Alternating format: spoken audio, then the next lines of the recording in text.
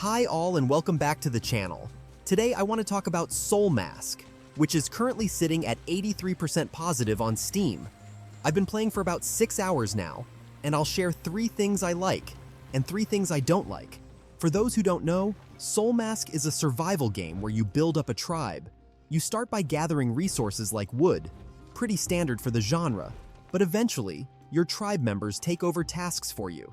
It's almost like a hardcore pal world, but with people instead of pals. A better comparison might be Conan Exiles, with Pal World's tribe mechanics, but featuring much more depth. Now, let's start with the things I like. Number 1, the game looks and runs great. I was consistently hitting over 90 FPS with maxed out settings, and the visuals are impressive. Even with 6 tribe members running around, performance stayed solid. This might sound like an odd thing to praise first, but as someone who plays a lot of survival games, you'll know that good optimization isn't always a given in this genre. Number 2, the tribe system is very rewarding. There's definitely a learning curve, but once you get the hang of it, setting up your tribe to work efficiently feels amazing.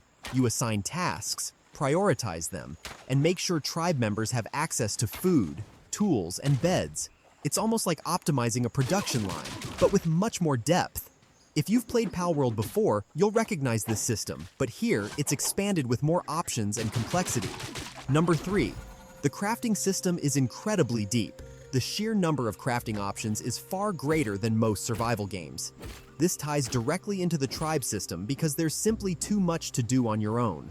For example, making soup isn't just combining water and ingredients. You'll also need to craft the bowl for the soup.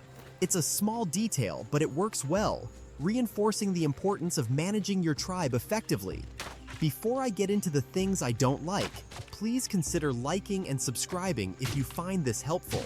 And if you don't, let me know in the comments. I'd love your feedback. Now, let's talk about the things I don't like. Number 1, the systems are deep, but they're also overwhelming at first. There's a lot of text, menus, and mechanics to wrap your head around, and they don't always work the way you'd expect. The tutorial is helpful if you follow it closely, but you'll need a lot of focus to get through the early learning curve. That's why it took me until the winter break to really dive into this one. I needed the time. Number 2, the early grind feels pointless. In games like Ark, every grind has a payoff, like when you kill a poison-spitting dinosaur to get materials for better gear. It's a satisfying loop when you can one-shot that same dinosaur hours later.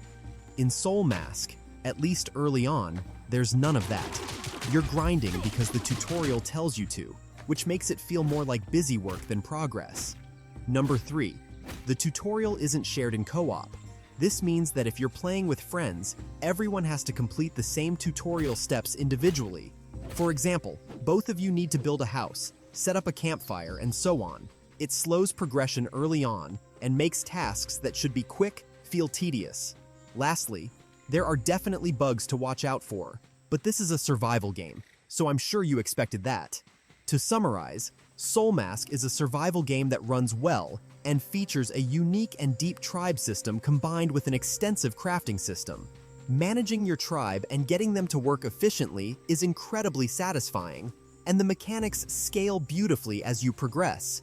However, the game can feel overwhelming at first. The early grind isn't very satisfying, and the co-op tutorial setup can be frustrating.